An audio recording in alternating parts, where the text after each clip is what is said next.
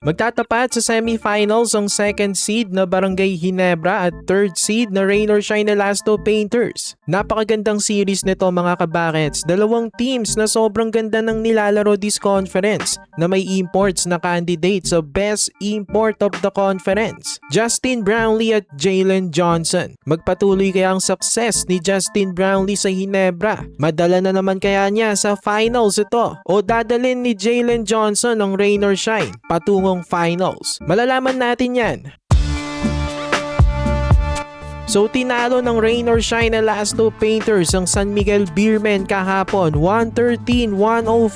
Tinapos nila ang kanilang bangungot sa team na parating ng lalaglag sa kanila sa playoffs. Ngayon ang Rain or Shine naman ang nag-eliminate nga dito sa Beermen para makapasok sa semis. Ang kanilang makakalaban naman ay ang Barangay Ginebra na kakagaling lang sa isang blowout win. Dinurog nga ng Janes ang Phoenix 112-81. Talagang hindi nila pinabuelo o binigyan ng konting tsansa ang Fuel Masters. Sobrang ganda ng nilalaro nitong Jeans lately. Kaya naman hindi nakakagulat na pasok sila sa semis ulit. Makakalaban ng Elasto Painters. Napakagandang series nga nito mga kabakets. Sino nga ba ang liyamado sa dalawa? Para sa akin ang Ginebra ang liyamado dito. Pero sa tingin ko rin, ito ang best chance ng Rain or Shine makapasok sa finals dahil nag-level up na talaga sila as a whole.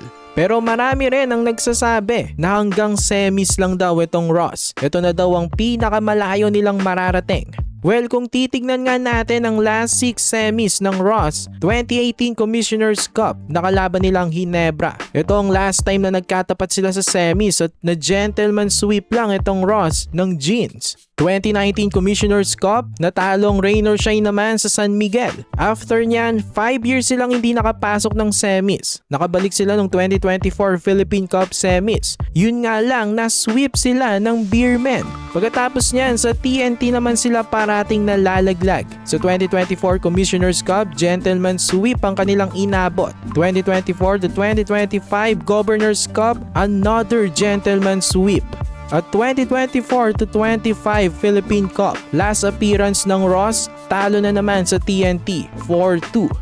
So ayan ang last 6 semis appearances ng Rain or Shine. Mapapansin niyo ba yung pattern mga kabakets? Puro top teams mula SMC at MVP ang tumalo sa kanila. Yung mga teams na parating nagkakampyon dito sa PBA.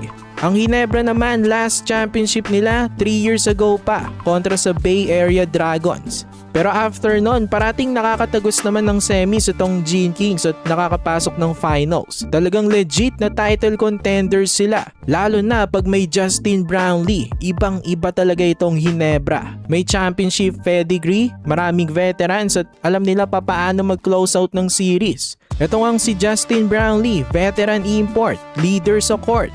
Wala pa rin kupas ito kahit siya ang pinakamatandang import this conference. Isa pa rin sa mga nangunguna sa karera ng Best Import Award.